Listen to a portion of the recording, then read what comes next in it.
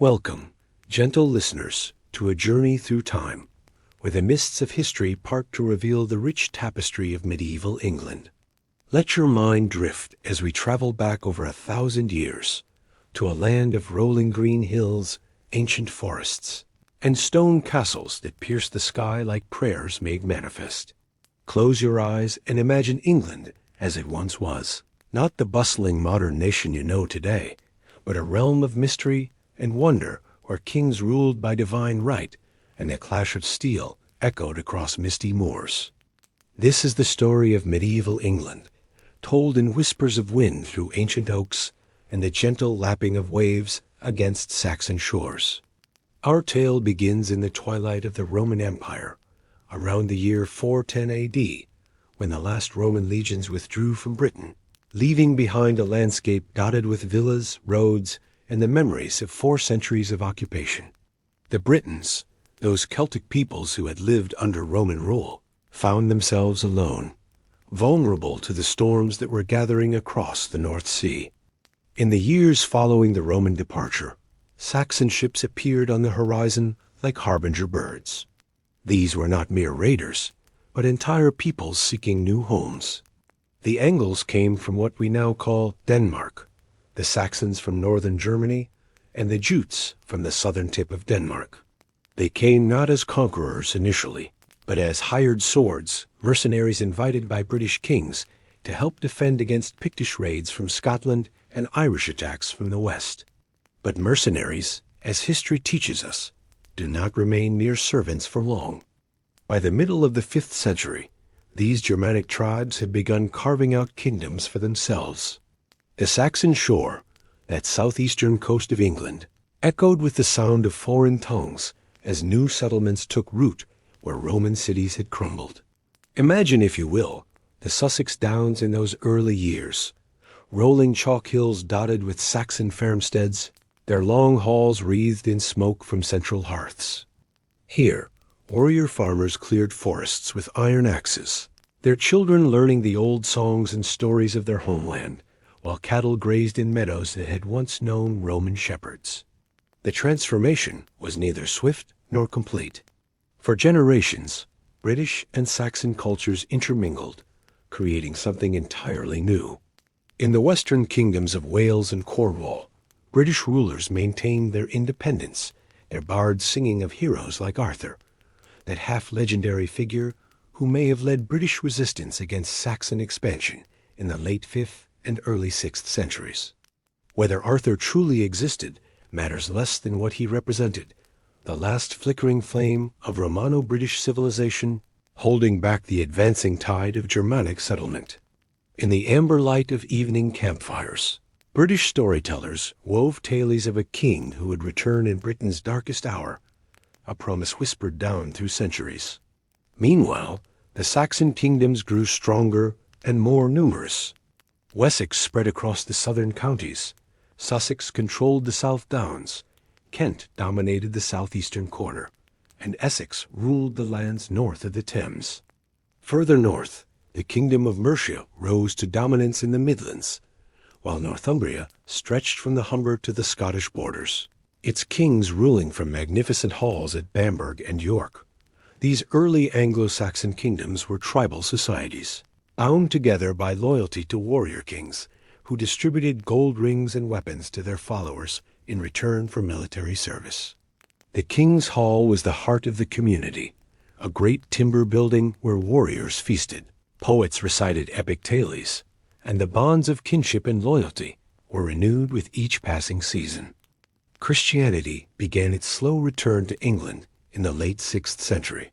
In the year 597, Augustine arrived in Kent, sent by Pope Gregory the Great to convert the pagan English. King Ethelbert of Kent, whose wife Bertha was already a Christian, welcomed Augustine and became the first Anglo-Saxon king to embrace the new faith.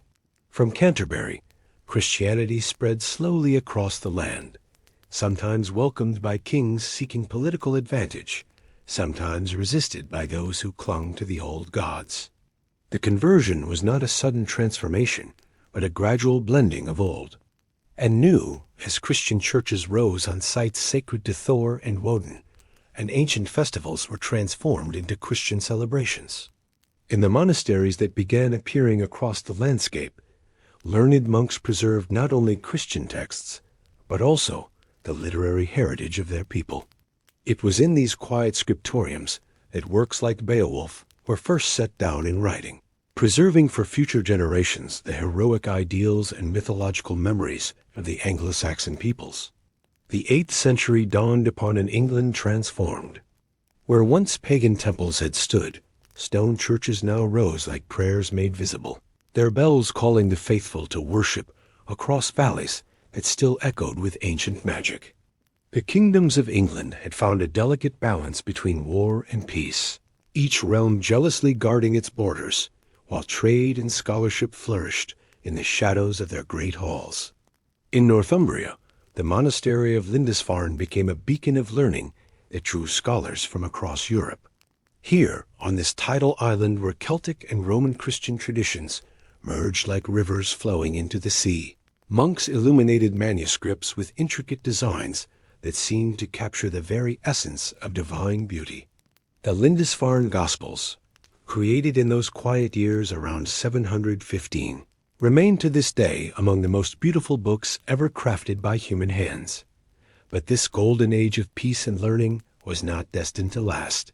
On June 8, 793, the calm of a summer morning on Lindisfarne was shattered by the appearance of strange ships on the horizon. These were not the familiar trading vessels that brought wine and silk from distant lands, but dragon-prowed longships that cut through the waves like predators sensing prey. The Vikings had arrived. The attack on Lindisfarne sent shockwaves across Christian Europe. These Norsemen, sailing from the fjords of Norway and the forests of Denmark, brought with them the fury of the old gods, Thor's hammer crackling with lightning, Odin's ravens crying for blood. To the English, who had grown comfortable in their Christian kingdoms, these raids seemed like divine punishment, a return of the darkness they thought they had left behind. Let your mind drift back to those uncertain years, when English coastlines were no longer safe havens, but vulnerable shores where watchers scanned their horizon for the distinctive silhouettes of Viking sails. The raiders came like summer storms, sudden, violent, and devastating. They struck monasteries and towns with savage efficiency, seeking gold, silver, and slaves, before melting back into the sea like morning mist. Gradually, however, the nature of Viking presence in England began to change. What had started as hit-and-run raids evolved into something more permanent. In the 830s and 840s, Viking armies began overwintering in England rather than returning to Scandinavia each autumn. These were no longer mere raiders, but settlers, warriors who brought their families and their gods to establish new homes in English soil. The Great Viking Army, known to history as the Great Heathen Army, landed in East Anglia in 865, led by the legendary sons of Ragnar Lothbrok, Ivar the Boneless, Halfdan, and Hubba. This was an invasion force, unlike any England had seen. They came not just to raid, but to conquer, to carve out kingdoms from the green fields of England, as their ancestors had done in the age of the Saxon migrations. One by one, the great Anglo-Saxon kingdoms fell before this Viking onslaught. Northumbria, that realm of saints and scholars, was devastated. York, which the English called Eoforwic, became Jorvik under Viking rule. East Anglia's King Edmund was defeated and killed, later to be venerated as a martyr saint. Mercia, the great Midland kingdom, was divided and diminished. Only Wessex, the southernmost of the great kingdoms, managed to maintain its independence, though not without tremendous struggle. It was here, in the marshy Somerset levels, that a young king named Alfred would write his name across the pages of history. Alfred the Great, even his title speaks to the reverence later generations held for this remarkable ruler. When he came to the throne of Wessex in 871, at the age of just 21, his kingdom was on the brink of collapse. Viking armies had conquered or subjugated most of England, and it seemed only a matter of time before Wessex, too, would fall to the dragon-prowed ships. In the winter of 878, Alfred's fortunes reached their lowest ebb. Forced to flee to the marshlands of Athelney, he became for a brief time a king without a kingdom, living like an outlaw in the very realm he was supposed to rule. It was during these dark months that legend places the famous story of Alfred burning the cakes while sheltering in a peasant's cottage, so lost in thought about his kingdom's plight that he forgot his humble domestic duties. But Alfred's greatness lay not in avoiding such human moments, but in his ability to rise from them. From his refuge in the Somerset marshes, he began the slow work of rebuilding his forces and his kingdom's defenses. When spring came, he emerged like Arthur returning from Avalon, rallying the men of Somerset, Wiltshire, and Hampshire to his banner. The Battle of Edington in May 878 marked the turning point in Alfred's fortunes and in the fate of England itself. Here, on the Wiltshire Downs, Alfred's army met the great Viking host led by Guthrum in what many consider one of the most important battles in English history. The victory was complete. Guthrum's forces were routed, and the Viking leader himself was forced to accept baptism and sign a treaty that would reshape the map of England. This treaty, known as the Treaty of Wedmore, established what historians call the Danelaw, that portion of northern and eastern England where Viking law and custom would hold sway. It was a pragmatic solution that acknowledged reality while preserving Alfred's kingdom and Christian civilization in the south and west. The Danelaw stretched across England like a great tapestry woven from two distinct threads, English and Danish. Picture, if you will, the peaceful coexistence that gradually emerged in these lands. In the bustling markets of York, English traders bartered with Danish settlers, their languages slowly blending into new dialects that would echo through centuries. The very place names of northern England still whisper these Viking stories. Every town ending in by or thorp tells of Scandinavian farmers who cleared forests and plowed fields that had never known the bite of iron. Alfred, meanwhile, used the peace bought with Edington's victory to transform his kingdom in ways that would echo through the ages. This was not merely a warrior king, but a scholar and visionary who understood that true strength came not just from sharp swords, but from sharp minds. In the gentle glow of candles in Winchester's royal hall, Alfred gathered scholars from across Europe, creating a court that rivaled Charlemagne's for learning and wisdom. The king himself took up his pen, translating great works of Latin into the Anglo-Saxon tongue so that his people might read the wisdom of ages past. Gregory's pastoral care, Boethius's consolation of philosophy, and Bede's ecclesiastical history all found new life in English prose under Alfred's careful hand. Imagine the quiet satisfaction of this king scholar, working late into the night by flickering candlelight, knowing that knowledge once confined to monasteries would now spread throughout his realm. But Alfred's greatest innovation was perhaps his network of burhs, fortified towns that served as both refuges and centers of trade. These were not grim fortresses, but vibrant communities, each carefully planned with walls that could shelter the surrounding countryside's population during times of trouble. From Cricklade to Crickhall, from Wareham to Winchester, these burhs dotted Wessex like protective stars, each one a beacon of security in an uncertain world. The king's navy, too, transformed the very nature of English defense. Where once Anglo-Saxon England had been helpless before Viking sea power, Alfred's ships now patrolled the coasts, meeting raiders on the water before they could reach English shores. These were not mere copies of Viking vessels, but innovations born from English ingenuity longer, higher, and faster than anything the Norsemen could bring against them. When Alfred died in 899, he left behind more than a kingdom. He had created the foundation of what would become England itself. His son Edward and daughter Aethelflaed, the Lady of the Mercians, continued his work with methodical precision. like patient gardeners tending a growing tree. They extended Wessex's influence northward, building new burghs and reclaiming lands that had been under Danish control for generations. The early 10th century witnessed what historians call the Reconquest, that gradual, systematic recovery of the Danelaw by Alfred's heirs. This was not the brutal reconquest of sword and fire, but something more subtle and lasting.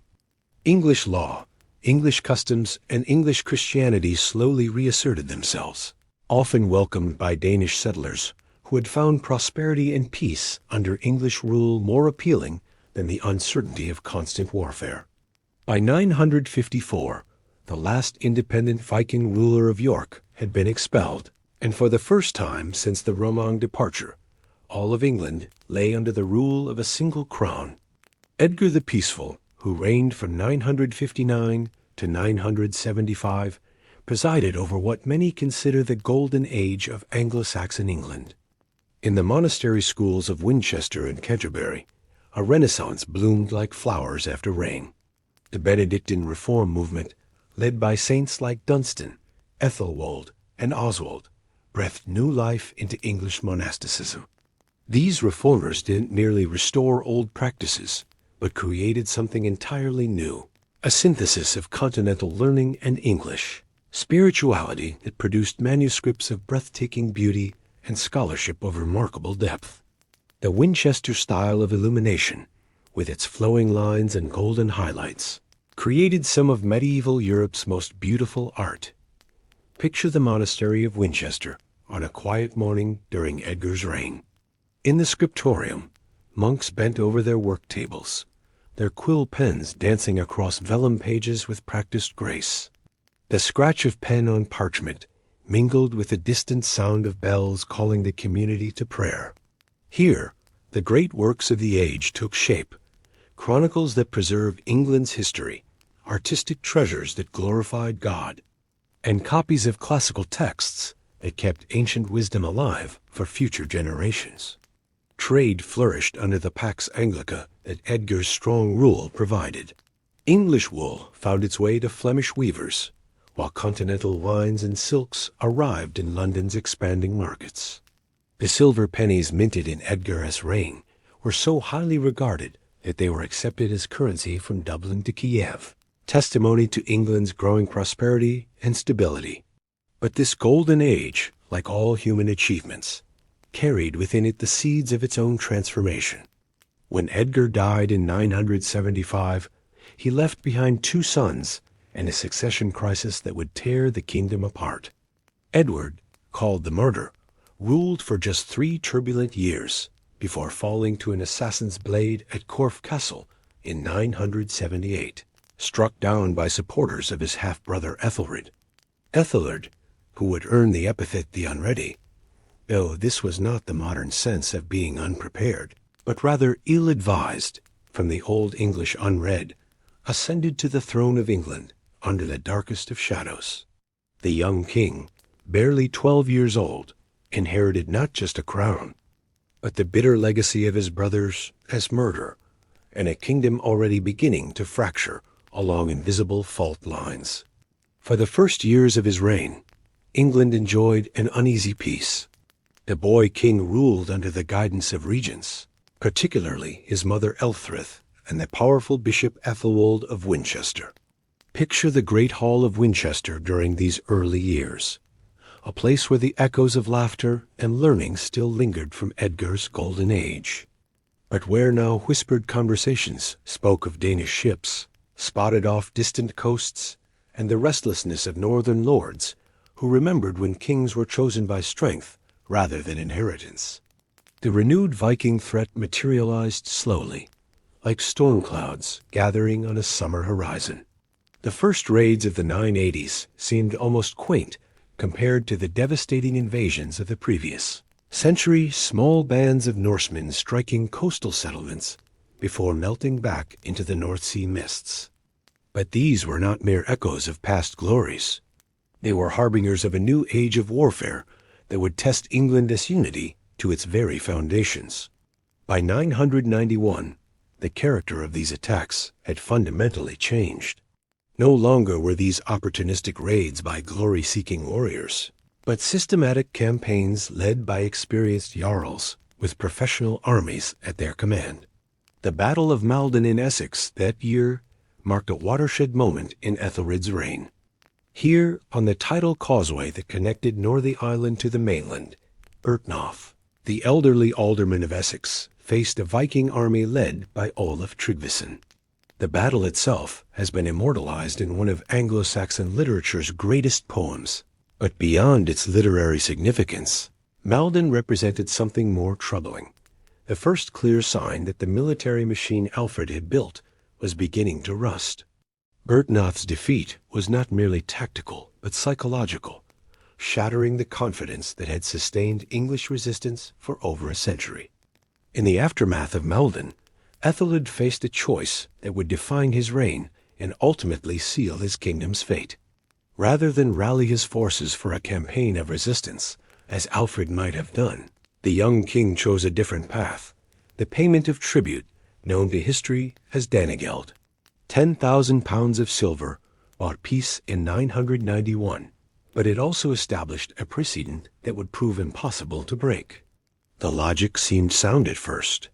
Why spend English blood and treasure on uncertain battles when silver could purchase certain peace? The monasteries and royal treasuries still held the accumulated wealth of Edgar's prosperous reign, and England's expanding trade networks generated new riches each year. Surely, the reasoning went, a few payments would satisfy Viking greed and allow the kingdom to return to the peaceful pursuits that had made it great. But Danegeld proved to be a wolf in sheep's clothing. Each payment, rather than satisfying Viking appetites, only served to advertise England's wealth and apparent weakness. Word spread through the mead halls of Denmark and Norway that the English king would pay rather than fight, that this island kingdom had grown fat and soft under decades of peace. Ethelred's response to this crisis reveals much about his character and the impossible position in which he found himself. Unlike his predecessors, who had earned their crowns through victory in battle, Ethelred was a king who had never known warfare, never felt the exhilaration of triumph, or the bitter taste of hard-won peace. He turned to the solutions that made sense within his worldview: religious reforms, diplomatic alliances, and the careful management of factional politics. The king genuinely believed that England's troubles were divine punishment for his own youthful sins, and the kingdom as spiritual failings. In charter after charter, he begged forgiveness from God and the Church for his seizure of monastic lands, founding new monasteries and restoring old ones in hopes of purchasing heavenly favor, as he had tried to purchase earthly peace with Danish silver. But the Vikings who appeared on English shores in the 990s were not interested in Ethelred's spiritual struggles. These were professional warriors, led by men like Thorkel the Tall and Sweyn Forkbeard, seasoned campaigners who had learned to exploit the political and military weaknesses of settled kingdoms. They came not as raiders seeking quick profit, but as conquerors planning permanent settlement. The St. Brice's Day massacre of 1002 marked perhaps the nadir of Ethelred's reign. On November 13th, the king ordered the killing of all Danish settlers in England, men, women, and children who had lived peacefully in English communities for generations. The massacre was born of desperation and paranoia, a ruler's frantic attempt to solve an insoluble problem through violence. The immediate consequences were catastrophic. Among the victims was reportedly Gunhild, sister of Sweyn Forkbeard, king of Denmark. Her death provided Sweyn with both the justification and the motivation for a full-scale invasion that would bring the Anglo-Saxon kingdom to its knees. Sweyn Forkbeard's response to his sister's death was swift and merciless. In 1003, just months after the massacre, Danish longships appeared once again on English shores, but these were no ordinary raiders. This was a methodical campaign of vengeance, led by a king who had transformed personal grief into national purpose. Sweyn had evolved from a mere Viking raider into something far more dangerous, a systematic conqueror with the resources of an entire kingdom behind him. Picture those dark months of 1003 as Sweyn's forces swept across southern England like a tide of retribution. Exeter fell first, its walls offering little protection against Danish siege engines and the fury of warriors seeking to avenge their slaughtered kinfolk. The city burned for days, its smoke visible from the surrounding hills, a grim beacon announcing that the age of easy English victories had ended. From Exeter, Sweyn's army moved eastward across the landscape of Wessex itself, that heartland kingdom that had once seemed unassailable under Alfred's descendants. Hampshire felt the weight of Danish boots as the invaders crossed from coast to inland towns, their path marked by burning settlements and abandoned villages. The great trading center of Winchester, Edgar's old capital, trembled behind its walls as reports arrived of the approaching storm. At Wilton, seat of Wessex's ancient power, the Danes demonstrated their newfound sophistication in siege warfare. This was not the hit-and-run raiding of earlier generations, but systematic conquest designed to break English resistance permanently. The town fell after a brief siege, its royal palace, where Anglo-Saxon kings had held court for centuries, consumed by flames that seemed to mock the very idea of English sovereignty. But perhaps most symbolically devastating was Sweyn's march to Old Sarum, that ancient hill fort which had guarded the approaches to Wessex since time immemorial. Here, on the chalk downs where Iron Age warriors had once defied Roman legions, the Danish king demonstrated that no English stronghold could consider itself safe from his reach. Whether he actually stormed the fortifications or merely appeared before them in strength, his message was clear. There would be no sanctuary for those who had ordered the massacre of his people. Ethelred's response to this crisis reveals the essential weakness that would define the remainder of his reign. Where his predecessors might have rallied the Fyrd and met Danish steel with English courage, Ethelred turned once again to the expedient that had failed him before, the payment of tribute. By 1004, another massive Danegeld had purchased temporary peace, but at a cost that went far beyond mere silver. Each payment of tribute accomplished exactly the opposite of its intended effect.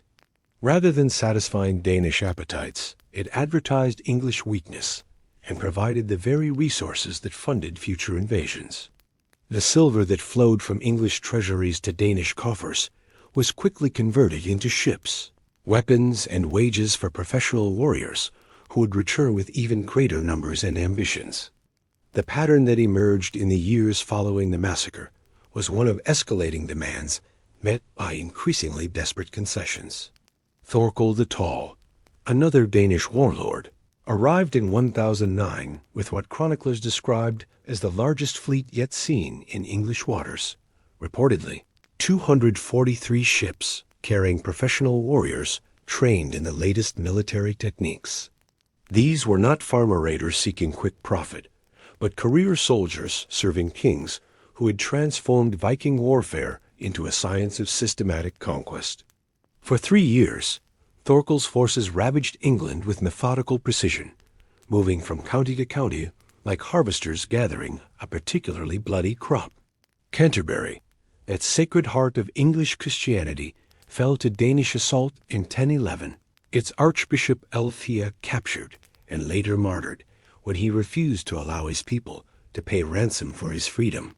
The symbolism was impossible to ignore. If the most holy site in England could not find protection from Danish vengeance, what hope remained for lesser places? By 1012, the tribute demanded had reached the staggering sum of £48,000, a fortune that drained England's accumulated wealth and left the kingdom financially prostrate. But money alone could no longer purchase lasting peace. Sweyn Forkbeard had tasted victory and found it sweet. He had seen English resolve crumble and recognized opportunity when it presented itself. The final invasion began in 1013, when Sweyn returned to England not as a raider, but as a would-be conqueror. Landing at Sandwich in Kent, he moved with the confidence of a man who knew his enemy's weaknesses intimately. This campaign would be different from all that had come before, systematic, inexorable, and aimed at nothing less than the complete conquest of the Anglo-Saxon kingdom. The speed of English collapse in 1013 reveals just how thoroughly the previous decade of defeats and tributes had undermined the foundations of Ethelred's rule. Northumbria submitted almost immediately, its earls recognizing the inevitable and choosing accommodation over feudal resistance. The Five Boroughs, those Danish settlements in the East Midlands that had never fully accepted English authority, welcomed Sweyn as a liberator, returning them to their Scandinavian roots. Even more telling was the behavior of London itself. That great trading city, which had grown prosperous under the protection of English kings, found its walls insufficient protection against the tide of submission that swept across the kingdom. Though the Londoners initially resisted alongside Ethelred and the turncoat Viking leader Thorkel the Tall, their defiance proved as fragile as morning frost before the sun. When Sweyn bypassed London and marched westward to Bath, the symbolic heart of western England, the remaining English nobility recognized the futility of further resistance. The western thanes, those great lords whose ancestors had stood with Alfred against earlier Viking invasions, now bent the knee to a Danish king, offering hostages as surety for their submission. The circle of English resistance contracted like a noose around London's neck. Faced with the collapse of his kingdom, Ethelred made the final bitter choice that would define his legacy. Rather than die fighting in his capital as a warrior king might, he chose exile, sending his young sons Edward and Alfred across the Channel to the court of his brother-in-law, Duke Richard of Normandy. The king himself lingered briefly on the Isle of Wight, perhaps hoping against hope that some miracle might restore his fortunes, before following his sons into Norman exile.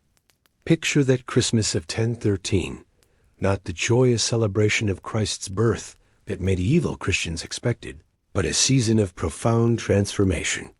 While Ethelred kept a melancholy court in foreign halls, eating Norman bread and drinking Norman wine, Sweyn Forkbeard held Christmas as King of England. For the first time since the Saxon invasion 6 centuries earlier, a Scandinavian ruler claimed dominion over all the English lands. But Sweyn's triumph proved as ephemeral as a winter's day.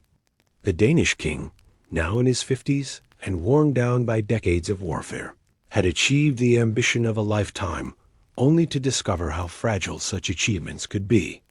The sudden death of their king threw the Danish forces into confusion and opened a window of opportunity that English nobles were quick to exploit. The Danes, according to their customs, proclaimed Sweyn's son Canute as his successor, but the young prince lacked his father's authority and the personal relationships that had secured Danish victory. He was, after all, barely 20 years old, commanding foreign troops in a hostile land where his only legitimacy derived from conquest. The English nobility, meanwhile, moved with surprising speed to reverse their recent submissions. Messages flew across the Channel to Ethelred's court in Normandy, carried by men who had so recently offered hostages to Danish kings.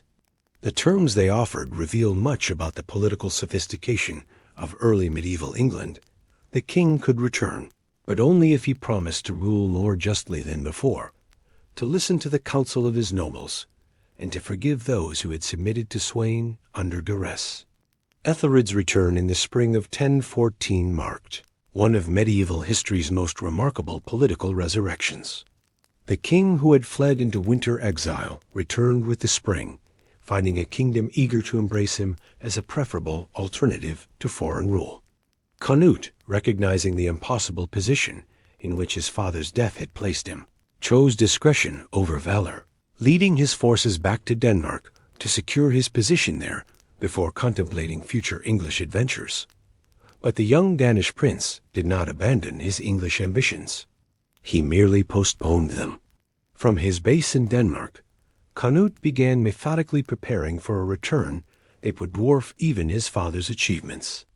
The 2 years between Sweyn's death and Sunet's return witnessed a curious interregnum, as Ethelred attempted to restore the kingdom that had so recently collapsed around him. The Restoration King found his authority severely circumscribed by the very nobles who had recalled him from exile.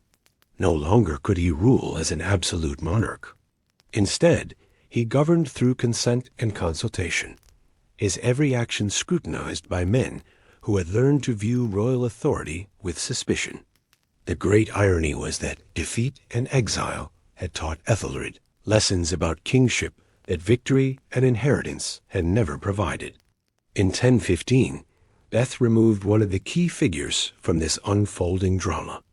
Ethelstan, Ethelred's eldest son and heir, died unexpectedly, leaving his younger brother Edmund to inherit the burden of English resistance. This Edmund, who would earn the epithet Ironside for his fierce resistance to Danish invasion, represented a new generation of English leadership, warriors who had learned harsh lessons from their fathers, failures, and were determined not to repeat them. Canut's return in 1015 came, not as a desperate gamble, but as a carefully planned campaign backed by the full resources of Denmark and its allies. This time, the Danish prince brought not merely Viking raiders, but a professional army that included Swedish soldiers provided by his ally Olaf Skate-Konung, Polish troops lent by Bolesław the Brave, and Norwegian forces led by Eirik Hakkonarson. This was conquest on a scale that dwarfed even his father's achievements.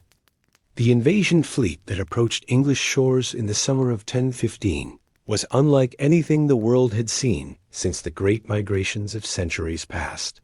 Picture, if you will, 200 longships cutting through the gray waters of the North Sea, their dragon-headed prows gleaming with gold and silver, their striped sails billowing with the promise of conquest.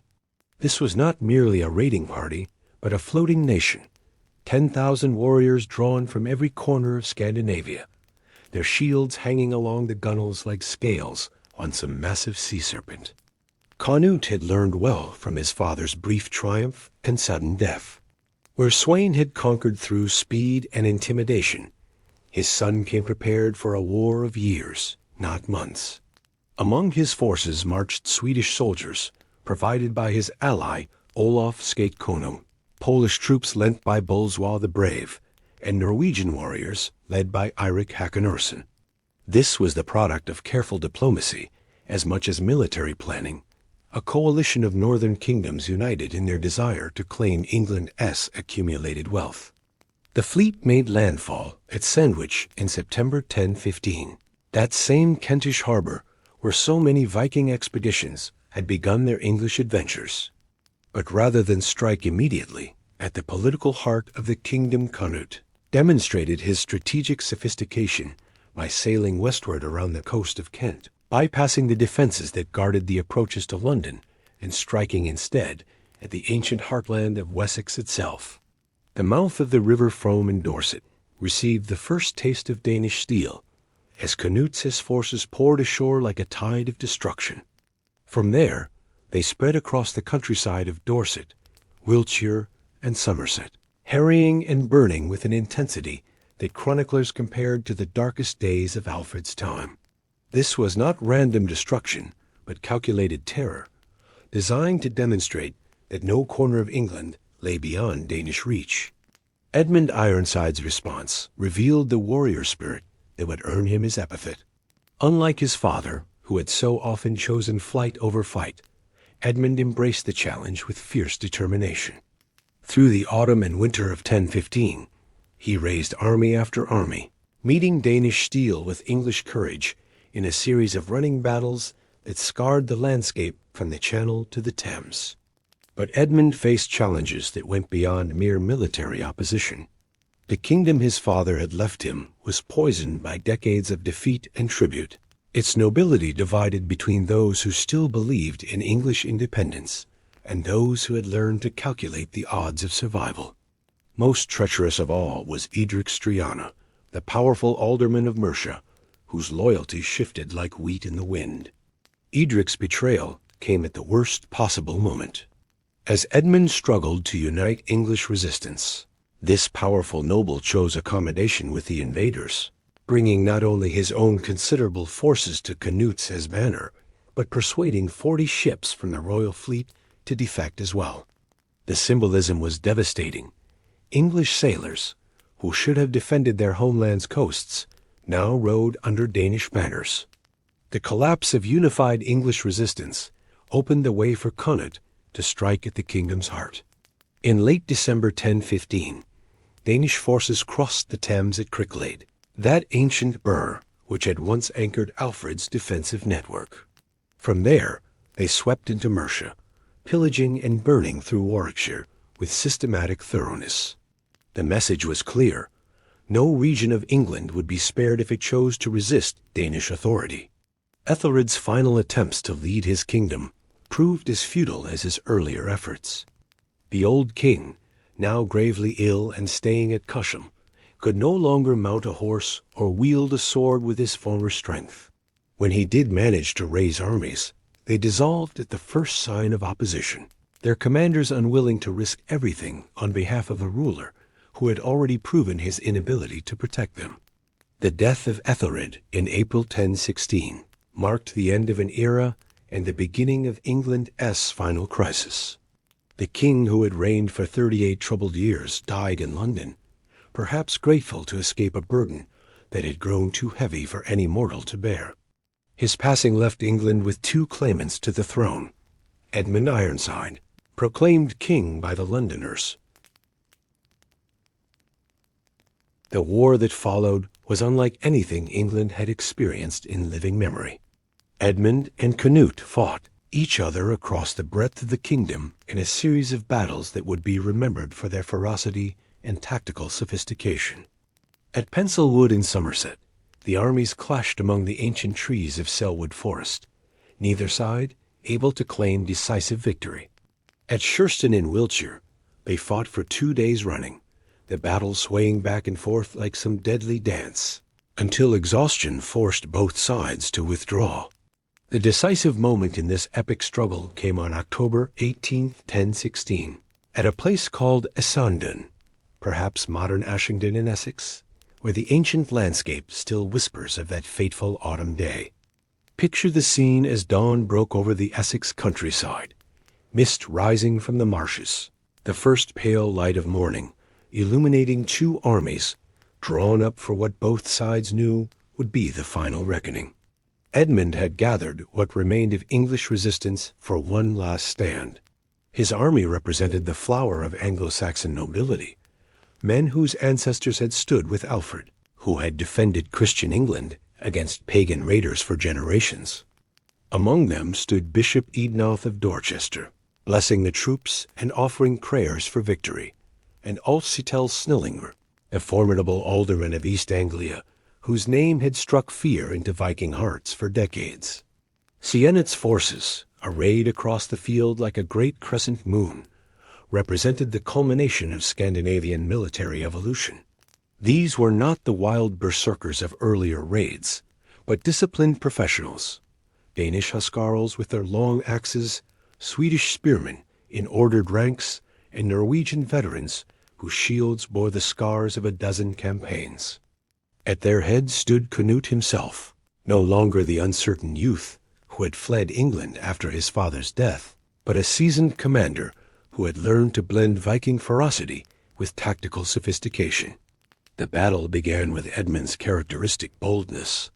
Seeing his enemies arrayed in their disciplined formations, the young English king abandoned the safety of his position between the royal standards and charged directly into the Danish front ranks. This was courage born of desperation.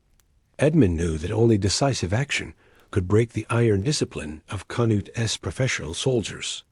His sword flashed like lightning as he carved a path through the Danish lines, his personal followers rallying around their king's example. For hours, the battle swayed back and forth across the Essex hillside like some deadly tide. Danish axes clashed against English shields, while the war cries of both armies echoed across the countryside. Edmund's bold assault had indeed broken the initial Danish formation, and for a moment it seemed that English valor might yet triumph over Scandinavian numbers. But treachery, that poison that had corrupted English resistance from the beginning, struck at the crucial moment. Edric Striana, who had sworn renewed allegiance to Edmund only weeks before, revealed his true loyalty when victory seemed within English grasp.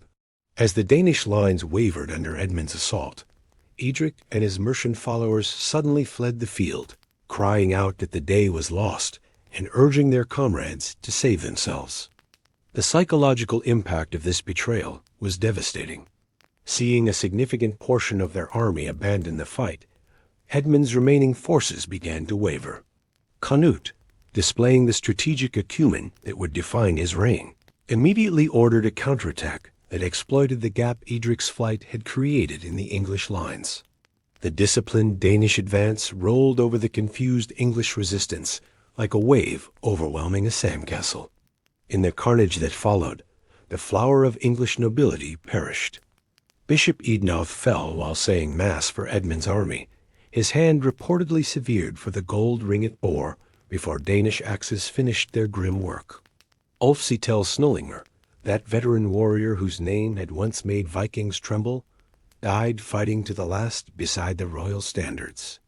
Aldermen and thanes, whose lineages stretched back to the Saxon migrations, met their ends on Essex soil, their lifeblood seeping into earth that would remember their sacrifice for centuries to come. Edmund himself, though wounded and defeated, managed to escape the slaughter. But his kingdom lay in ruins around him, its military strength broken as surely as a sword snapped across a knee. The young king fled westward toward his last stronghold in Gloucestershire, pursued by Danish forces that showed no mercy to those who continued to resist their authority. The Treaty of Olney, negotiated in the aftermath of Essendon, represented the formal partition of England between the two surviving claimants. Edmund retained Wessex, that ancient heartland of his dynasty, while Canute claimed everything north of the Thames, the richer, more populous portion of the kingdom that included London itself. More ominously, the treaty stipulated that when either king died, the other would inherit his rival's territories, making the division temporary rather than permanent. Edmund Ironside's death on November 30th, 1016, came with suspicious suddenness. Whether he died of wounds sustained at Essendon, of disease brought on by stress and exhaustion, or of more sinister causes, remains one of history's unsolved mysteries. What matters is that his passing left Canute as the unchallenged ruler of all England, the first Scandinavian king to unite the entire realm under his authority. The Christmas court of 1016 marked a transformation that few could have imagined just months earlier. In the great hall at Winchester, where Anglo-Saxon kings had held festivities for centuries, Canute the Dane now sat upon the throne of England, receiving the homage of English nobles who had so recently fought against his armies. Picture this scene, a young Scandinavian ruler, barely 22 years old, surrounded by the symbols of English monarchy, while Danish huscarls stood guard at the doors. Sienna's early reign revealed a political sophistication that belied his youth and foreign origins. Rather than ruling as a conqueror, imposing alien customs upon a defeated people, he chose a path of careful assimilation that would transform both ruler and kingdom. Within months of his accession, the new king had dismissed most of his Danish army, retaining only a corps of professional warriors, his huscarls as a royal guard. The gesture was both practical and symbolic, reducing the financial burden on his new kingdom, while demonstrating his confidence in English acceptance of his rule. The king says marriage to Emma of Normandy in 1017 provided, perhaps, the clearest indication of his long-term intentions. Emma, the widow of Ethelred the Unready, brought with her not only the legitimacy of connection to the previous dynasty, but also powerful continental allies. This was not merely a political alliance, but a declaration that Canute intended to rule as an English king, bound to his adopted kingdom by ties of marriage and blood as well as conquest. Under Sienna's rule, England experienced a golden age that rivaled even the best years of Edgar's reign. The king's North Sea Empire, stretching from the Orkney Islands to the borders of Poland, created trading networks that brought unprecedented prosperity to English merchants and craftsmen.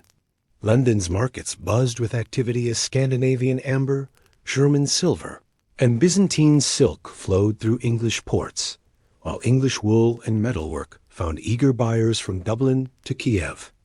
The monasteries, which had suffered so grievously during the years of warfare, found in Canute an unexpected patron. The Danish king, perhaps mindful of the need to atone for the bloodshed that had brought him to power, showered gifts upon religious houses throughout his realm. At Winchester, Canterbury, and Ely, magnificent new buildings rose to replace those damaged in the wars, their stone walls decorated with sculptures that blended English and Scandinavian artistic traditions. Canute's pilgrimage to Rome in 1027 demonstrated the extent of his transformation from Viking raider to Christian monarch. Walking the ancient roads that led to the eternal city, the king who had once worshipped Thor and Odin now knelt before the tomb of St. Peter, accepting papal blessing and the recognition of Europe's most powerful rulers.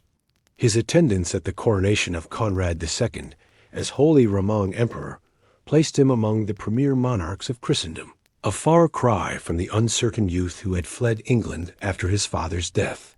The famous story of Canute and the waves, whether historically accurate or merely symbolic, captures the essence of his mature kingship. Picture the scene at Southampton, or perhaps on the Essex coast, the king seated in his royal chair at the water's edge, commanding the incoming tide to halt at his feet.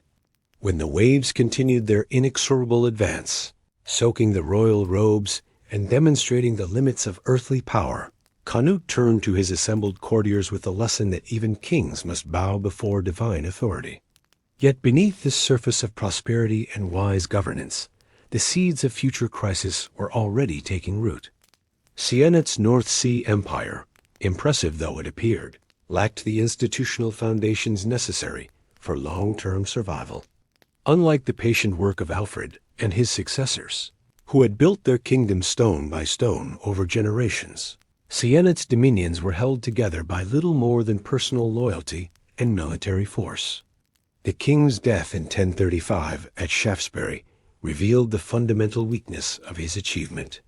Without his unifying presence, the great North Sea Empire began to fragment immediately. England itself became the prize in a succession struggle between Harold Harefoot, Sienna's son by his English concubine Elf-Gifu, and Harthacnut, his son by Emma of Normandy. The civil war that followed would last 5 bitter years, undoing much of the prosperity and stability that Sienna's reign had brought.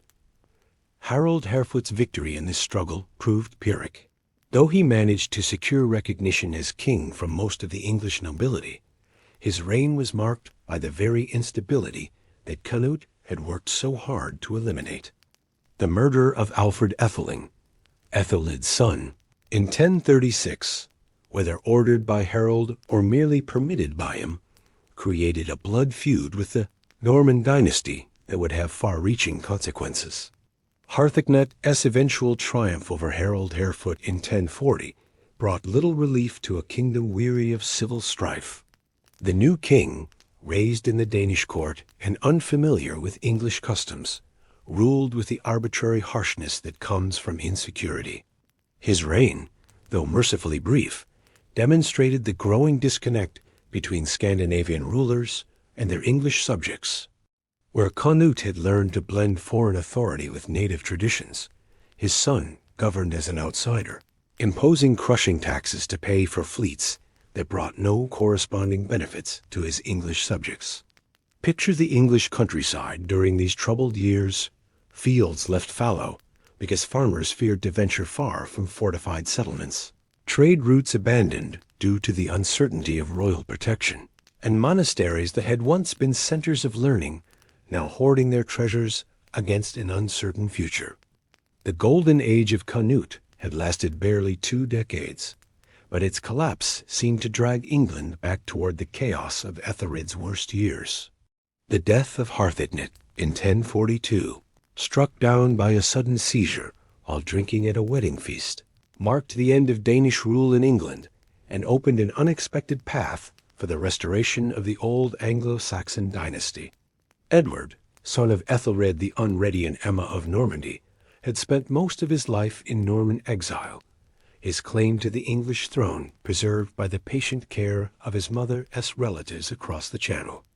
Edward's recall from Normandy and his coronation in Winchester Cathedral on Easter Sunday 1043 seemed to promise a new beginning for the troubled kingdom.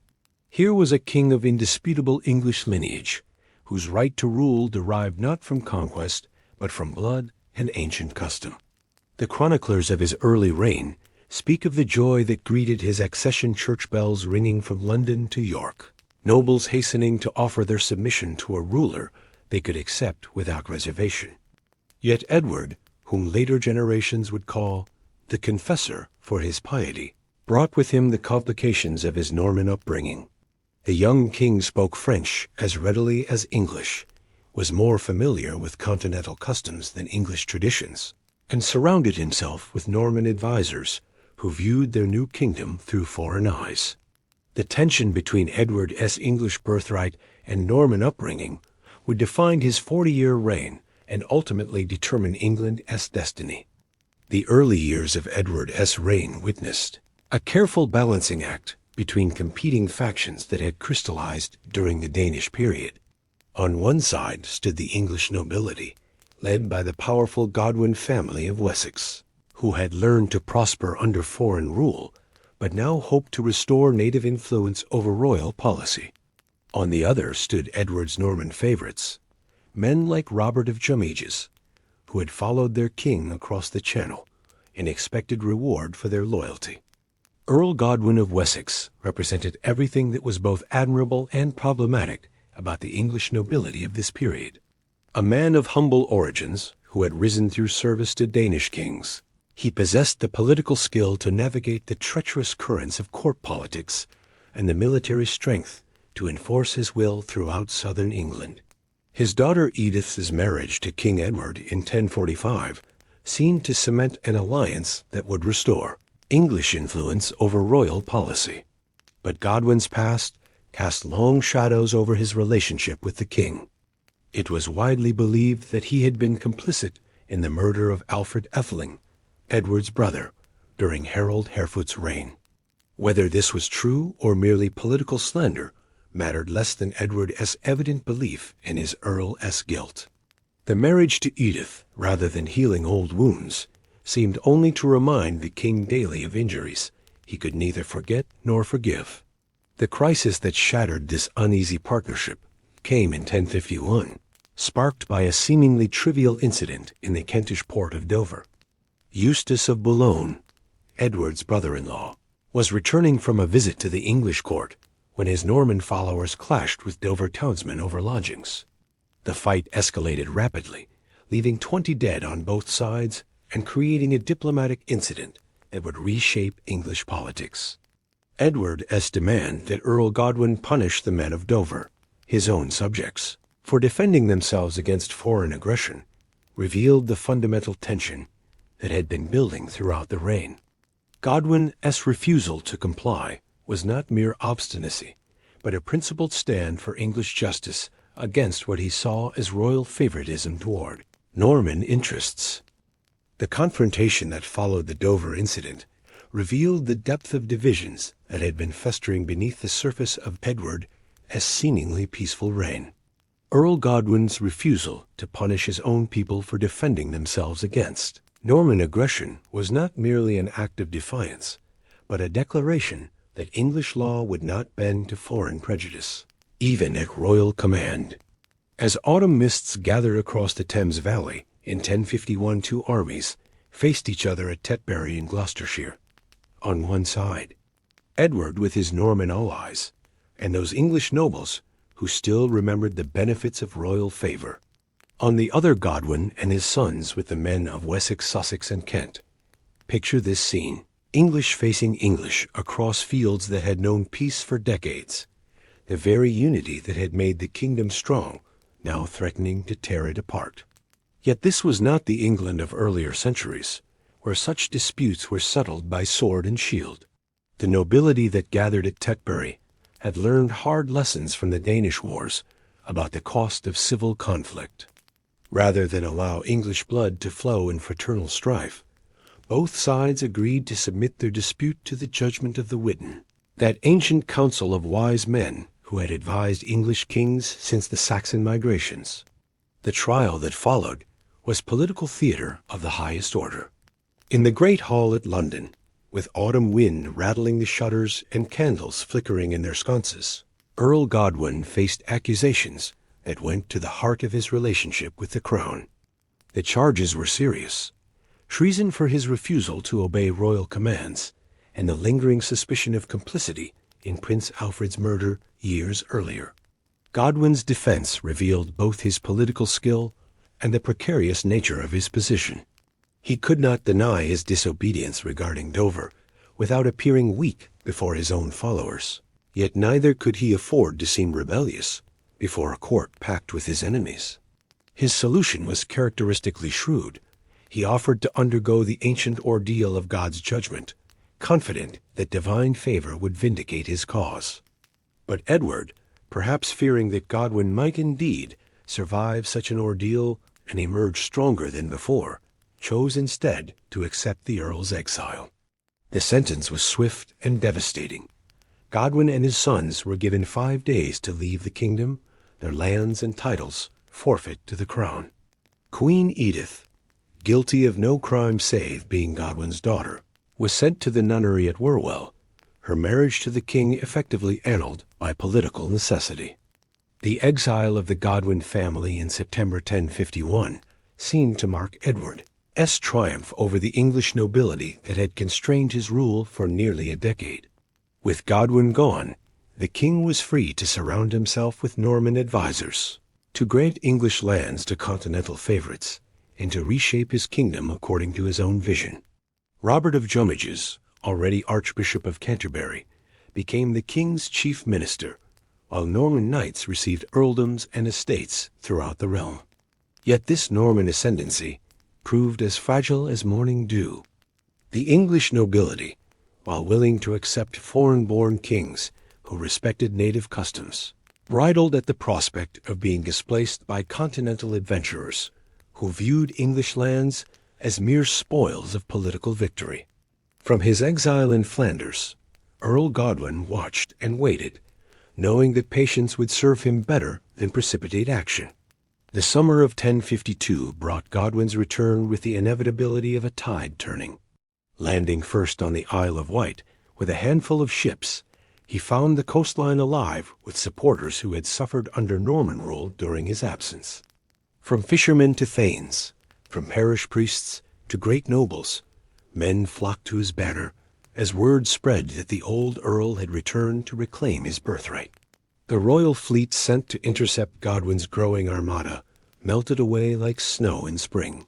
Its crews unwilling to fight against men they considered the true defenders of English interests. When Godwin's ships appeared in the Thames estuary, London itself opened its gates to welcome him, the citizens choosing English lordship over Norman tyranny without hesitation. Edward's capitulation was as complete as it was inevitable. Faced with a unified English nobility and a populace that clearly preferred Godwin to his Norman favorites, the king had no choice but to negotiate. The settlement reached in September 1052 restored Godwin and his sons to their former positions, while sending most of Edward's Norman advisors fleeing across the Channel like leaves before an autumn gale. The restoration of the Godwin family marked a decisive shift in the balance of English politics. Edward retained his crown and his dignity, but real power had passed to his former enemies. Earl Godwin, now in his 60s and worn down by the struggles of a lifetime, enjoyed his triumph for barely 6 months before death claimed him at Winchester in April 1053, struck down during a royal feast in what contemporaries saw as divine judgment. The death of Earl Godwin at Winchester in April 1053 created a vacuum in English politics that would be filled by his most capable son. Harold Godwinson, who had shared his father's exile and return, now inherited not only the earldom of Wessex, but also the burden of leading English resistance to Norman influence at court. Picture this young man, barely 30 years old, as he knelt before his father's bier in Winchester Cathedral.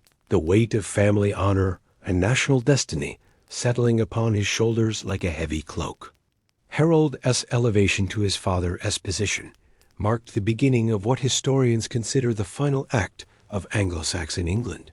Where Godwin had been a survivor, a man who had learned to bend with political winds to preserve his essential interests, Harold proved to be made of sterner stuff. He possessed his father's political acumen, but combined it with a warrior's directness that would serve him well in the trials ahead. A new Earl of Wessex wasted little time in establishing his authority. Through the summer of 1053, he traveled extensively throughout his domains, meeting with local nobles, inspecting defenses, and ensuring that the loyalty his father had commanded would transfer smoothly to the next generation. His progress through the southern counties was like a royal progress, with thanes and reeves hastening to offer their submissions to the new power in the land. King Edward, now entering his 50th year, found himself increasingly dependent upon Harold's support for the practical business of governing. The Norman favorites, who had once whispered in the royal ear, were gone driven into exile by the events of 1052, leaving the king isolated from his own preferences, but paradoxically more secure on his throne than he had been for years. The partnership that developed between Edward and Harold was built on mutual necessity. The king needed Harold's power to maintain order, while Harold required royal legitimacy to justify his authority. The Welsh campaigns of the 1050s provided Harold with his first opportunity to demonstrate the military prowess that would define his later career. The kingdoms of Wales, fragmented and quarrelsome, had long been a source of raids and border warfare that disrupted the peace of the western shires. Under the leadership of Gruffydd ap Llywelyn, Prince of Gwynedd, these scattered Welsh forces had been welded into a unified threat that demanded English response. Harold's approach to the Welsh problem revealed both his strategic intelligence and his understanding of the changed nature of medieval warfare. Rather than launch expensive expeditions into the Welsh mountains, where English heavy cavalry would be at a disadvantage, he chose to strike at the economic foundations of Welsh power. English forces burned the coastal settlements that provided Welsh kings with their wealth, captured the ships that allowed rapid movement along the Welsh coast, and systematically destroyed the resources that made sustained resistance possible. The campaign culminated in 1063 with a coordinated assault that demonstrated Harold's growing mastery of military logistics. While his brother Tostig led a force south from Chester, Harold himself struck westward from Hereford, the two armies converging on the heartland of Welsh resistance like the jaws of a great trap. Gruffydd ap Llywelyn, the last king to unite Wales under single rule, was killed by his own men rather than face capture, his head sent to Harold as grisly proof of Welsh submission. The Welsh victory enhanced Harold's reputation throughout England and beyond, establishing him as the premier military commander of his generation.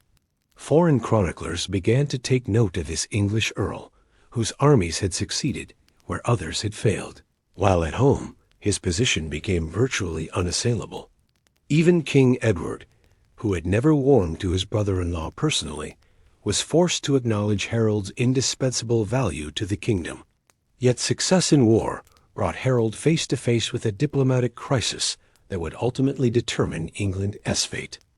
Duke William of Normandy, Edward's cousin, and the descendant of those Norman favorites who had been driven from England in 1052, was beginning to press claims to the English succession that would have seemed absurd a generation earlier, but now carried the weight of political possibility. William's claim rested on several foundations, each problematic but collectively formidable. He alleged that Edward had promised him the English crown during the Norman ascendancy of the early 1050s, a promise made, if at all, under circumstances that cast doubt on its voluntary nature.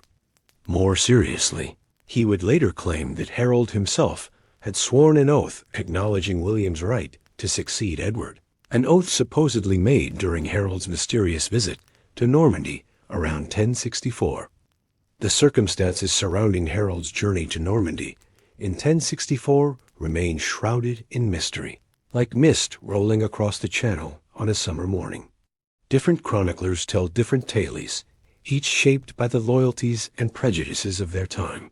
Some claim that Harold was driven to Norman shores by unexpected storms while hunting along the English coast, his ship blown off course by the capricious winds that have always made the Channel a treacherous crossing. Others suggest he was on a diplomatic mission, sent by King Edward himself to confirm William's succession to the English throne. Picture Harold's ship fighting against the autumn gales of 1064, its sails straining as Norman coastlines emerge from the gray waters ahead. Whether by accident or design, the Earl of Wessex found himself a guest, or perhaps a prisoner, of Count Guy of Ponthieu, that minor Norman lord who controlled the harbors where Harold's vessels sought shelter. Within days, word of this prestigious captive had reached Duke William himself, and Harold was escorted to the Norman court with all the ceremony due his rank. What transpired during Harold's stay in Normandy would become one of history's most consequential mysteries. Norman chroniclers, writing after the conquest, describe elaborate ceremonies and solemn oaths.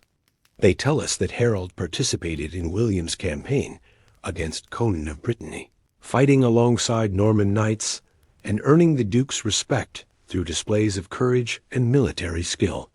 In the marshy approaches to Mont Saint-Michel, Harold reportedly rescued Norman soldiers from quicksand, while at the siege of Dinan he demonstrated the tactical acumen that had served him so well in Wales. But it was what allegedly occurred after this military cooperation that would determine England's fate. According to Norman sources, William demanded that Harold swear a formal oath acknowledging the Duke as right to succeed Edward as King of England. The ceremony as described in Norman chronicles was both magnificent and terrifying. Harold was required to place his hands upon sacred relics, the bones of martyred saints, that made his promise binding in the eyes of God and man. Imagine that fateful moment in the great hall at Bayeux, candlelight flickering across stone walls, while Norman nobles watched in expectant silence. Harold, understanding full well the implications of what he was being asked to do, faced an impossible choice. To refuse would mean imprisonment or death, abandoning his companions and leaving England without its strongest defender. To agree would bind him with chains stronger than iron, oaths that could not be broken without imperiling his very soul. The English sources, tellingly, make no mention of any such oath. From their perspective, Harold's journey to Normandy was either an unfortunate accident or, at most, a diplomatic courtesy that carried no binding obligations. This silence speaks volumes about the fundamental disagreement between Norman and English interpretations of what had transpired across the Channel. Whether Harold truly swore the oath that Norman propaganda would later trumpet, or whether the entire episode was fabricated after the fact to justify William's invasion, the political consequences were identical. By 1065, as King Edward's health began to fail visibly, Duke William had what he considered an unassailable legal claim to the English succession, a claim backed not only by alleged promises from Edward himself, but by sacred oaths from the most powerful man in England. Harold's return to England in late 1064 marked the beginning of the final act in Anglo-Saxon history. The Earl, who had departed as merely the strongest among Edward's nobles, returned with the invisible burden of Norman expectations weighing upon his shoulders. Every action he took, every word he spoke, was now scrutinized for signs of his intentions regarding the succession that everyone knew could not be long delayed. King Edward's final year was marked by increasing frailty and withdrawal from the active business of government. The king who had once walked the halls of Winchester with firm step now moved slowly. Supported by servants, his mind increasingly turned towards spiritual rather than temporal concerns. It fell to Harold and the other great earls to manage the kingdom as affairs, while their sovereign prepared for the ultimate journey that awaits all mortal flesh. The great crisis of Edward's final months came not from external enemies, but from within the Godwin family itself. Tostig, Harold's brother and Earl of Northumbria, had governed his northern territories with increasing harshness, alienating the proud Northumbrian nobility who had never fully accepted southern rule. His attempts to impose stronger royal authority on a region that had always prized its independence sparked a rebellion that would have far-reaching consequences for England as future. The autumn of 1065 brought to England a crisis that would prove the final crack in the kingdom's unity. In early October, while Tostig hunted with King Edward in the gentle hills of Wiltshire, far from his northern domains, the storm that had been brewing in Northumbria finally broke with devastating force. Picture the scene on that fateful October 3rd, the ancient Roman walls of York rising from the morning mist as 200 armed thanes led by men whose names still echo with the fury of their time.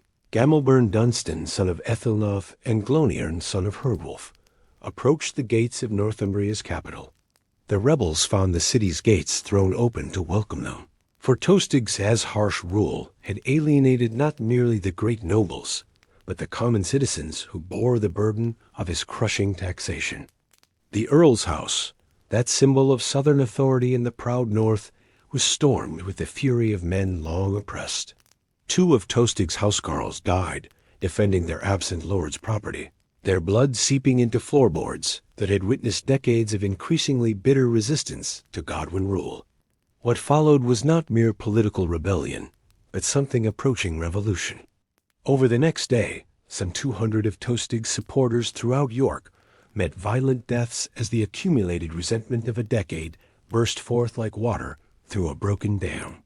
The Earl's treasury, still heavy with the gold and silver recently gathered by his tax collectors, was seized and distributed among the rebels, a practical gesture that both funded their cause and symbolically reversed years of exploitation.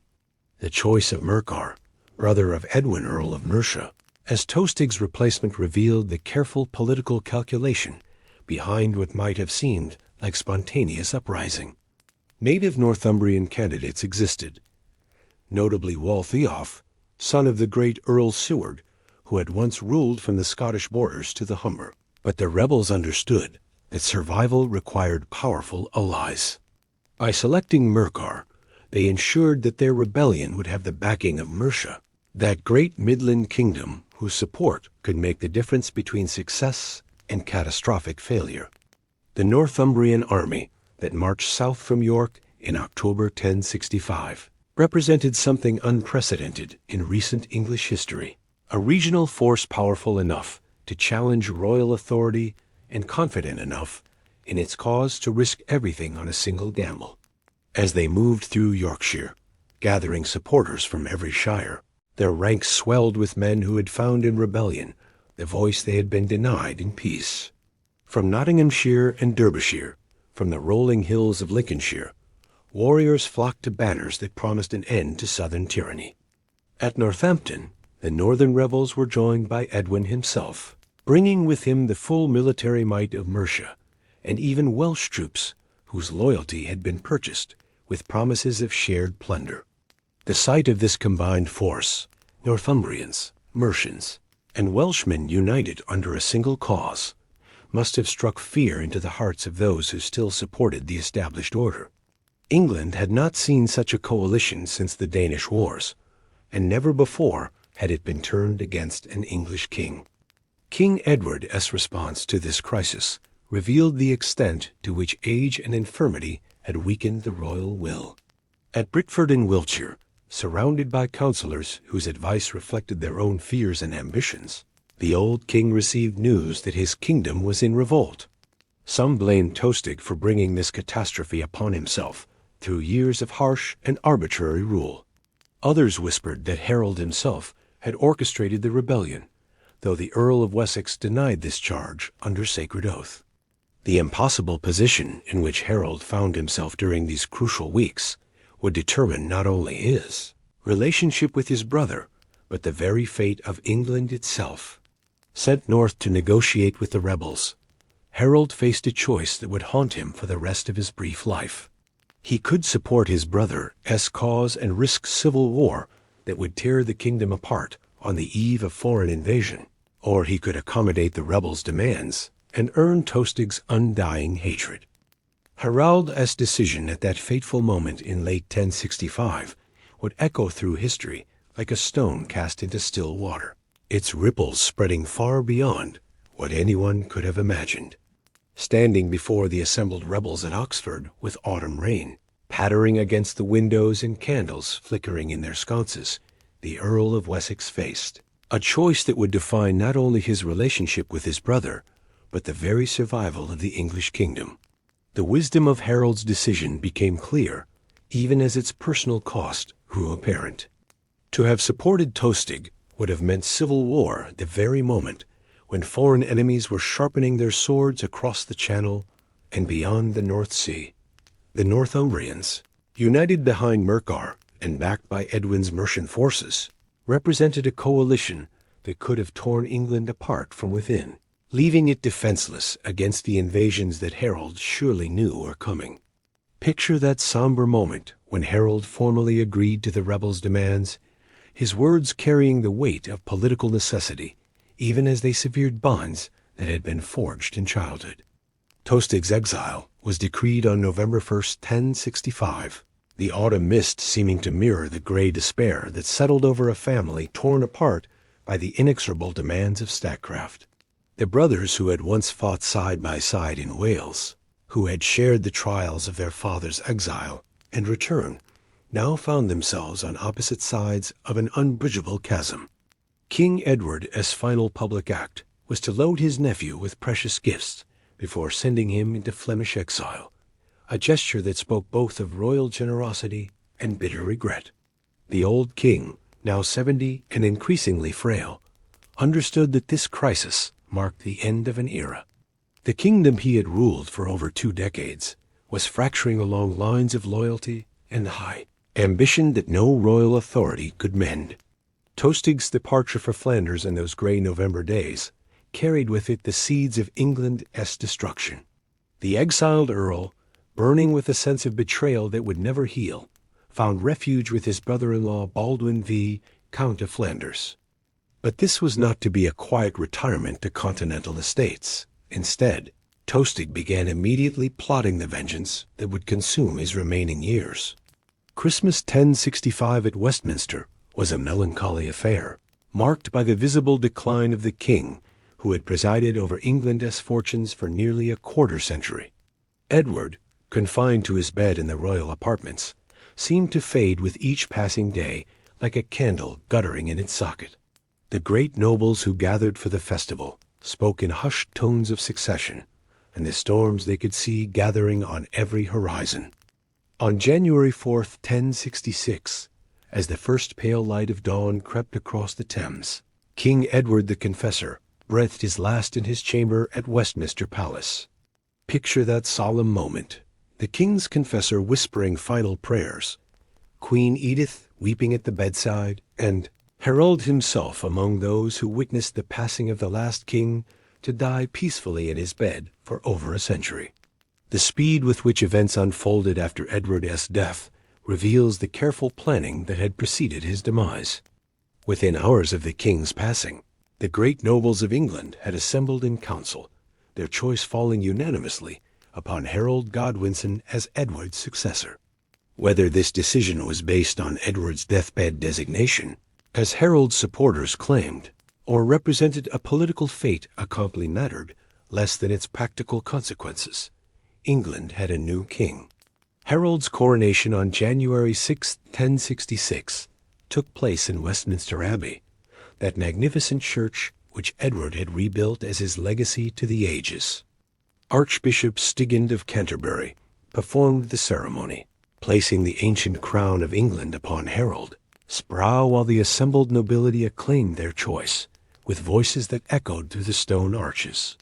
Yet even in that moment of triumph, the shadows of coming conflict already darkened the celebrations. Across the Channel, Duke William of Normandy received news of Harold's coronation with carefully controlled fury. In the Norman chronicler's telling, this was not merely political disappointment, but righteous indignation. Harold had violated sacred oaths and usurped the throne that belonged by right to the Norman duke. Whether those oaths had truly been sworn, or were merely Norman propaganda, mattered less than William's absolute conviction in his cause. The diplomatic offensive that William launched in early 1066 revealed the sophistication of Norman statecraft. Envoys carried the Norman duke's grievances to the papal court in Rome, where they found receptive ears among churchmen already suspicious of English ecclesiastical independence. Pope Alexander II's blessing for William's enterprise transformed what might have been seen as mere territorial ambition into something approaching a holy war. Meanwhile, in the Scottish Highlands, another enemy was sharpening his weapons for English conquest. Harald Hardrada, the legendary king of Norway, had earned his epithet Hard Counsel through decades of warfare that stretched from Sicily to Constantinople. This was no mere Viking raider, but one of medieval Europe's most experienced military commanders, a man who had led the Byzantine emperor as Varangian Guard, and whose very name struck fear into the hearts of enemies across the known world. The alliance between Harald Hardrada and Tostig Godwinson was forged in the shadow of mutual grievance and shared ambition. Picture these two exiled figures meeting in the halls of Flanders. During the winter of 1065 to 66, the Norwegian king, now in his early 50s, but still possessed of the restless energy that had carried him from the fjords of Norway to the palaces of Byzantium, and the bitter English earl, whose hunger for revenge had grown like poison in his heart. Harold's claim to the English throne rested on foundations that seemed solid to contemporary legal thinking, however dubious they might appear to modern eyes. He argued that his right derived from the treaty between his predecessor Magnus the Good and Harthacnut, Sinet's son, which had stipulated that whichever king died first would bequeath his realm to the survivor. Though this agreement had never been implemented due to the restoration of Edward the Confessor, Harald maintained that it remained legally binding and that Harthagnut's rights had passed to him as Magnus' heir. The invasion fleet that gathered in Norwegian waters during the summer of 1066 represented the culmination of Harald's lifelong ambitions.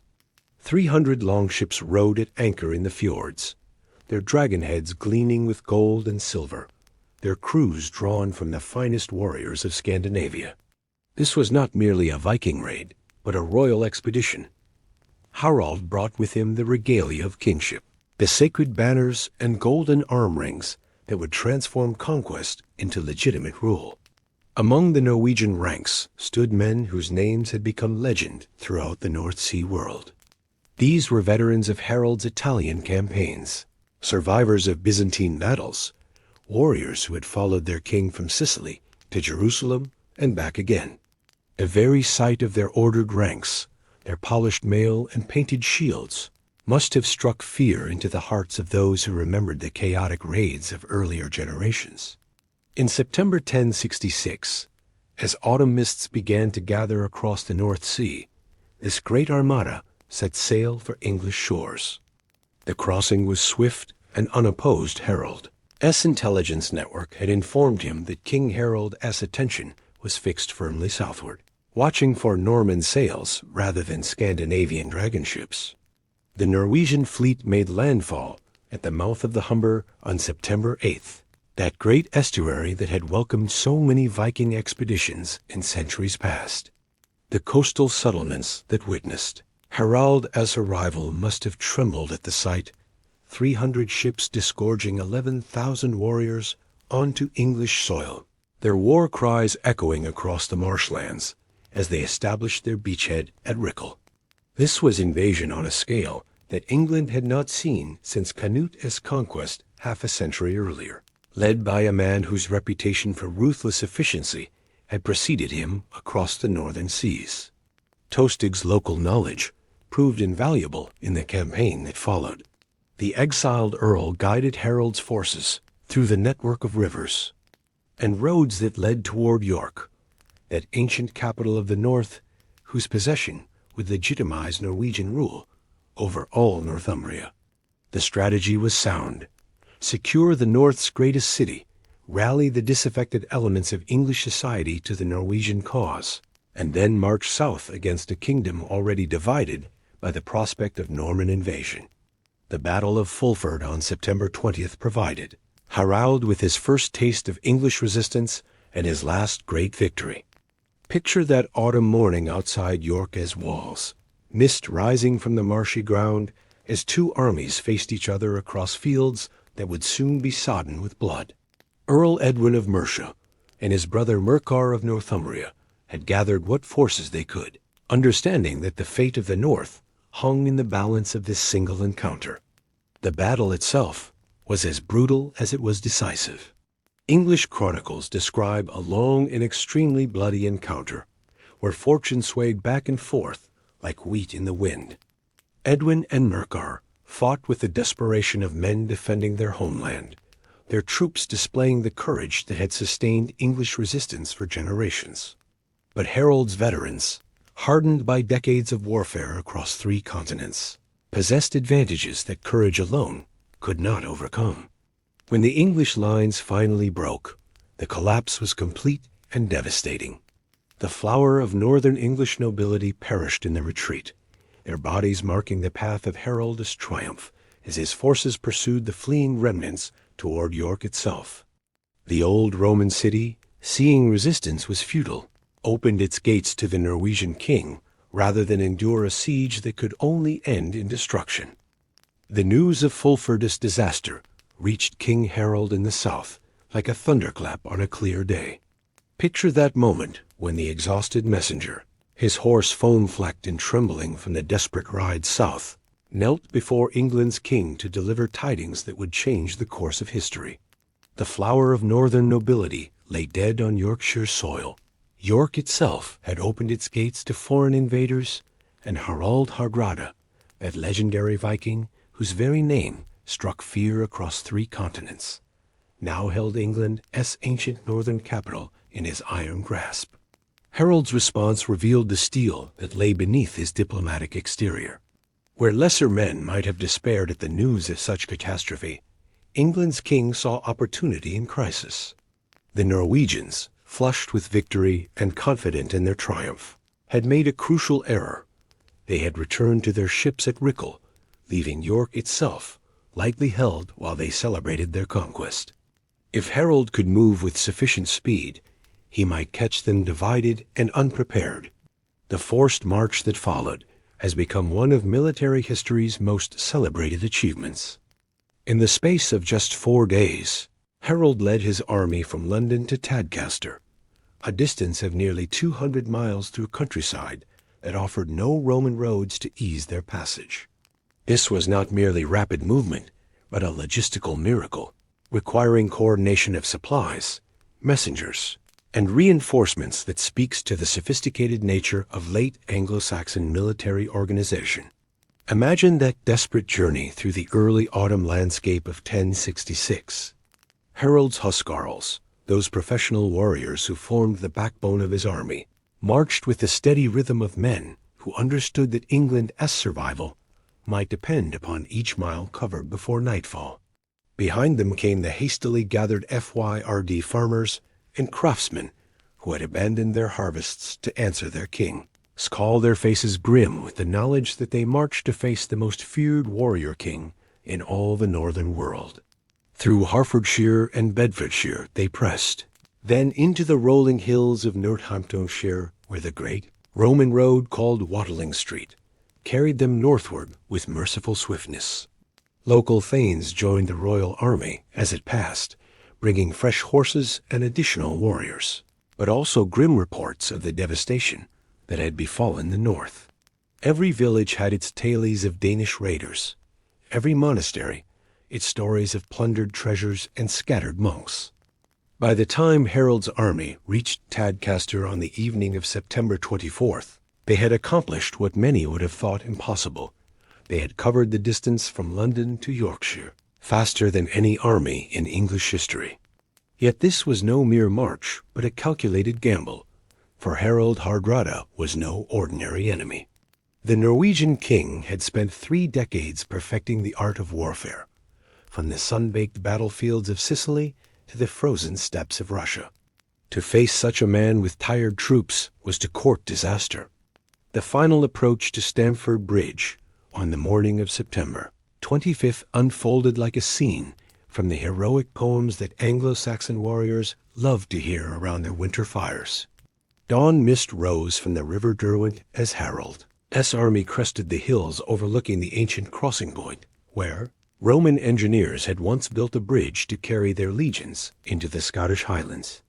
Below them, scattered across the water meadows in the careless confidence of victory, lay the Norwegian camp. Harald Hardrada and Tostig had established themselves on the eastern bank of the Derwent, their warriors enjoying the warm autumn sunshine while they awaited the additional hostages and tribute that York's submission had promised them. Many had laid aside their heavy mail shirts in the September heat, while others had remained aboard their ships at Rickle, confident that no English army could threaten them so soon after Fulford's devastating defeat. The sight that greeted the Norwegians as Harold's army appeared on the western hills must have struck them like a physical blow. Where they had expected empty countryside, or at most scattered refugees from their recent victory, they now saw the glittering points of thousands of spears, the flutter of royal banners, and the ordered ranks of an army that had appeared as if by magic. This was no ragged band of survivors, but the full military might of southern England, led by a king whose reputation for swift action was now being demonstrated with devastating effectiveness. The battle that followed at Stamford Bridge would be remembered as one of the most brutal encounters in English history, a clash between two warrior traditions that had shaped the medieval world. On one side stood Harald Hardrada's veterans, men who had stormed the walls of Byzantine cities, who had fought under the desert sun of the Holy Land, who bore on their shields the scars of a dozen campaigns across the known world. On the other waited Harold's English army, huscarls trained in the continental style of warfare, firemen defending their native soil, and warriors whose grandfathers had stood with Alfred against earlier Viking invasions.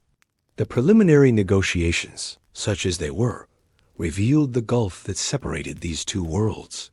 According to later saga accounts, Harold offered his brother Tostig forgiveness and restoration if he would abandon his Norwegian allies, a final attempt to prevent English blood from flowing in fraternal strife. But when asked what he would grant to Harald Hardrada, Harold's reply cut like a blade through autumn air: 7 feet of English earth, or more if he proves taller than other men.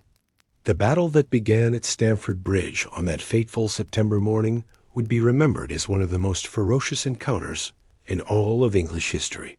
The initial English assault came with the fury of men who understood that England's very survival hung in the balance. Harold's army swept down from the western hills like an avalanche, their war cries echoing across the water meadows as they charged toward the Norwegian lines. But between the English army and their enemies lay the narrow bridge itself, that ancient crossing point where Roman engineers had once built a span to carry their legions into the Scottish Highlands.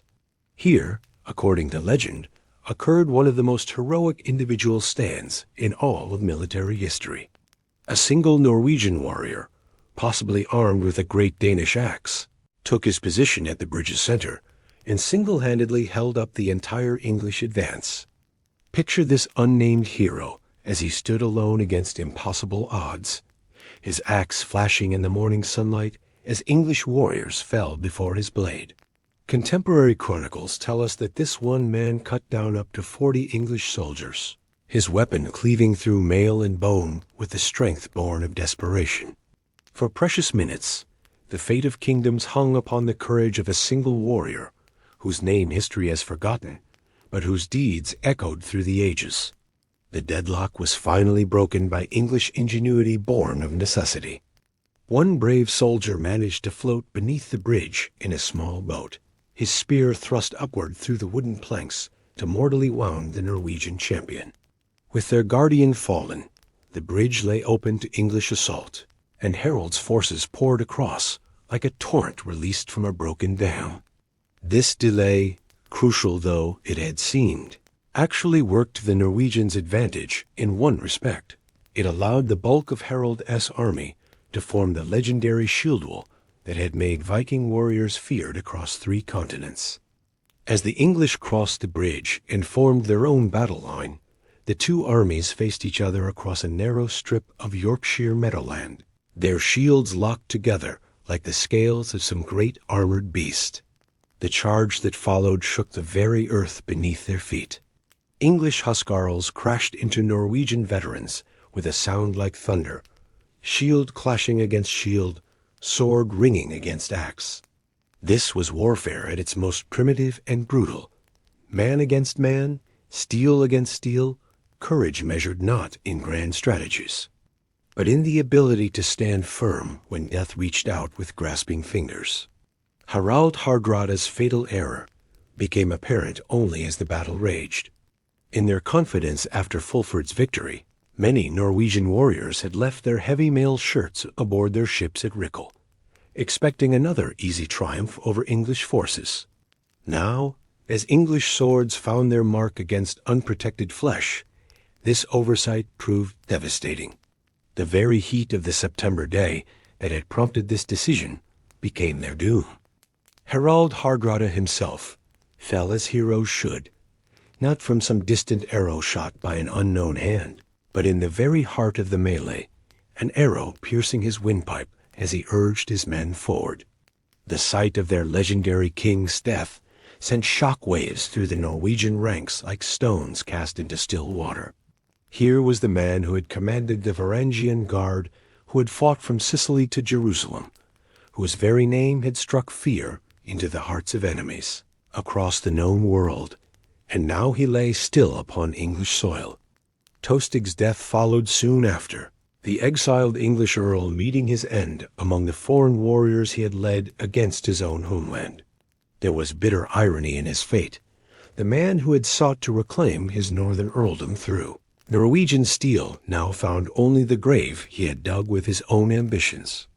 As their leaders fell and their shield wall began to crack under relentless English pressure, the Norwegian army started to fragment. What had begun as an organized retreat became a rout as Harold's veterans. Those men who had never known defeat found themselves broken and fleeing across Yorkshire countryside they had so recently conquered. The English pursuit was merciless, cutting down fugitives who had expected to be distributing English lands among themselves by nightfall.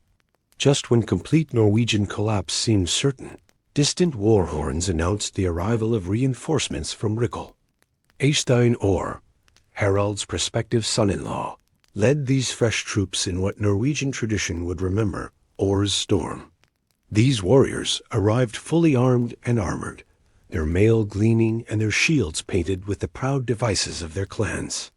Yet even this counterattack, fierce though it was, could not reverse the tide of battle.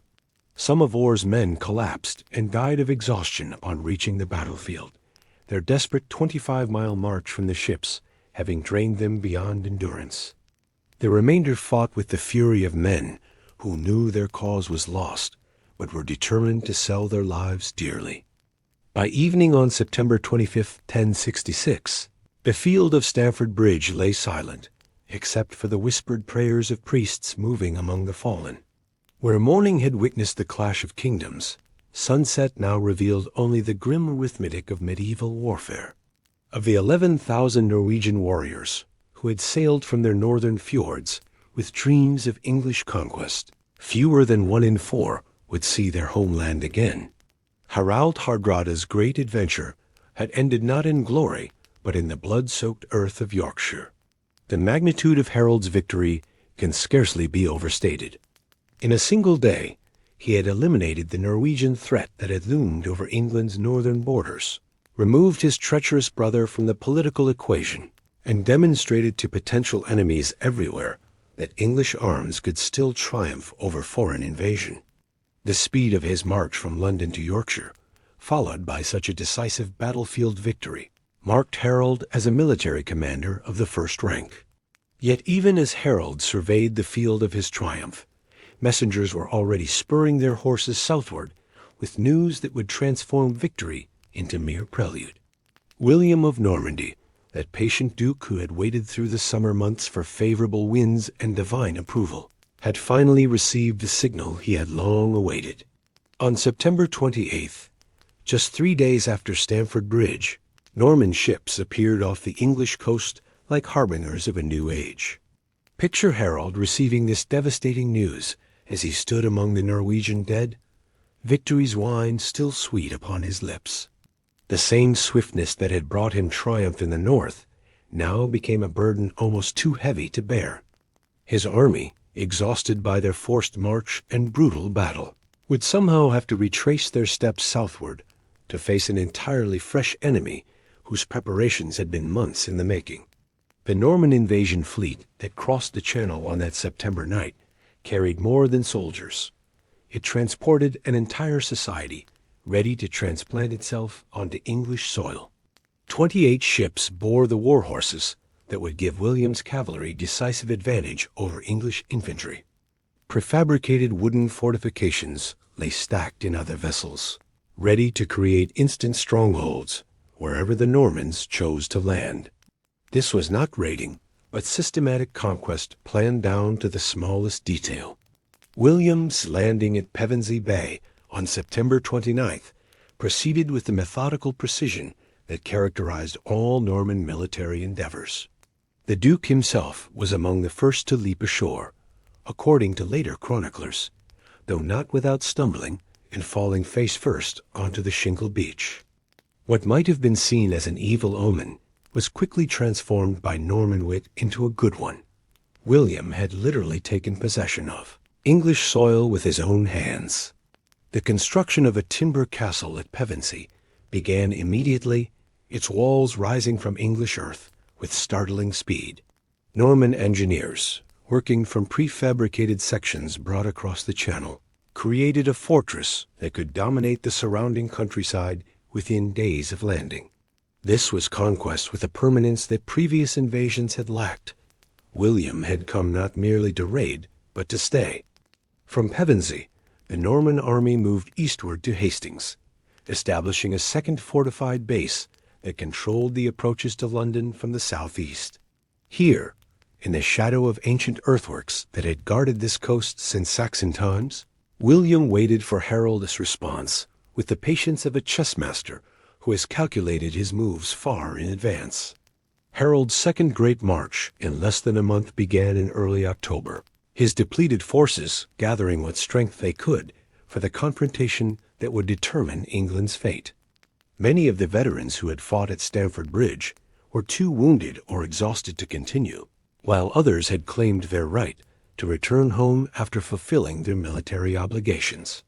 The army that moved southward was thus substantially different from the force that had achieved such brilliant victory in Yorkshire. Yet Harold also received reinforcements as he moved toward his destiny. The third of the southern counties rallied to their king's banner, bringing fresh troops who had not endured the northern campaign's hardships. From Sussex and Kent, from Surrey and Hampshire, local militias marched to join the royal army, their faces grim with the knowledge that they were about to face the finest military machine in Western Europe. The night of October 13th found both armies camped within sight of each other on the rolling downs north of Hastings. Harold had chosen his position well, a ridge that later ages would call Senlac Hill, its steep slopes offering natural protection against Norman cavalry charges. Here, among the ancient trees of the Weald, the fate of England would be decided by sword and spear, courage and cunning. Sleep came fitfully to both camps that October night. Norman knights checked their weapons and whispered prayers to their patron saints, while English thanes sharpened their axes and spoke of homes they might never see again.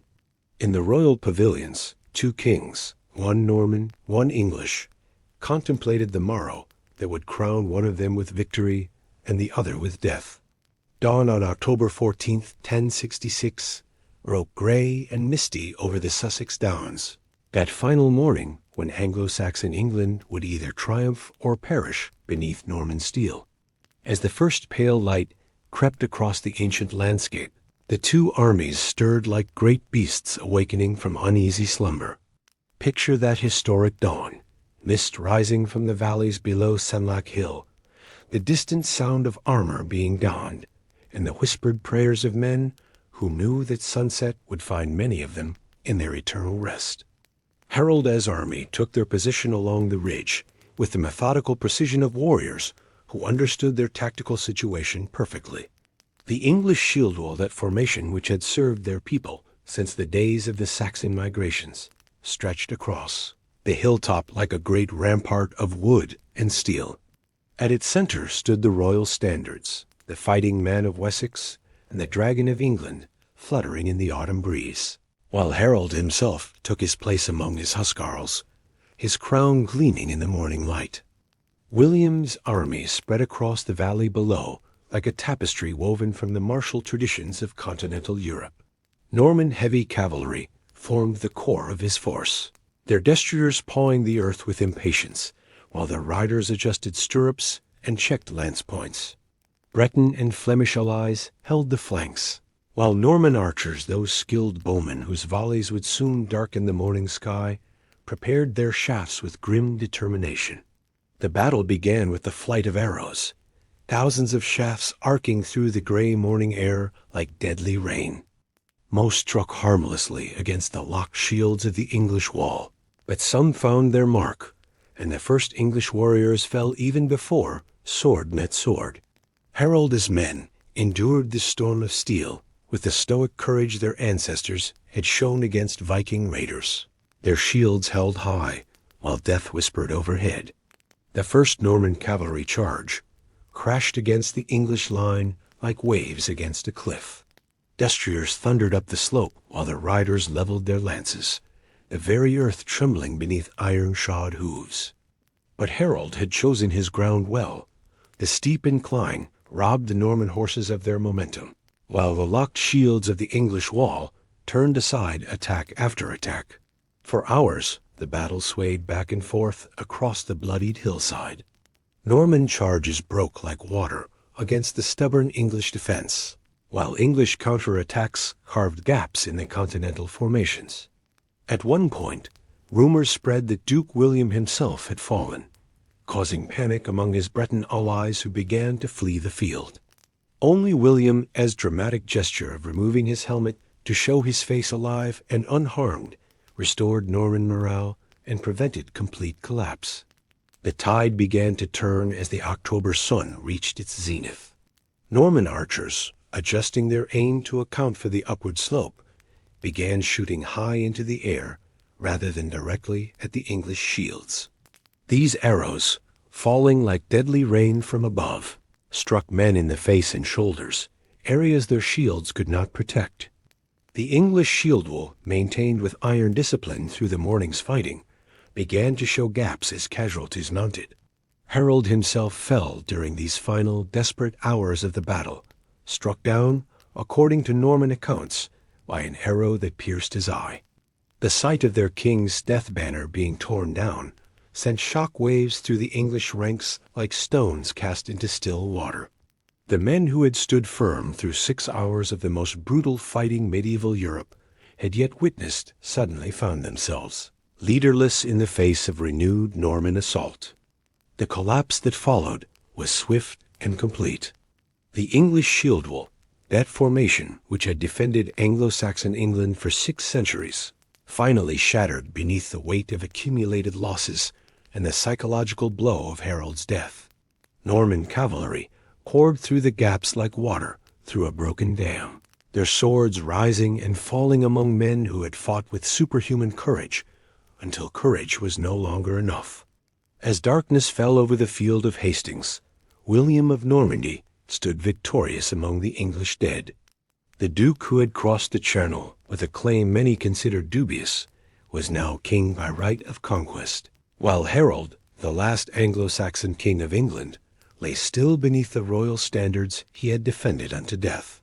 The coronation of William the Conqueror on Christmas Day, 1066, in Westminster Abbey marked the end of one age and the beginning of another.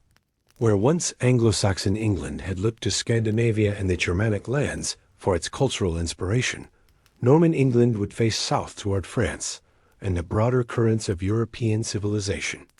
And so, gentle listeners, our journey through medieval England comes to its end, as all tales must.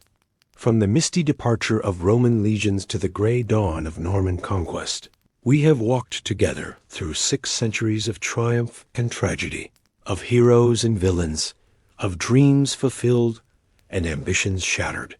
Let your minds rest now upon these ancient stories, allowing the voices of the past to whisper you gently toward sleep, knowing that the great wheel of history continues to turn, carrying us all toward whatever tomorrow may bring.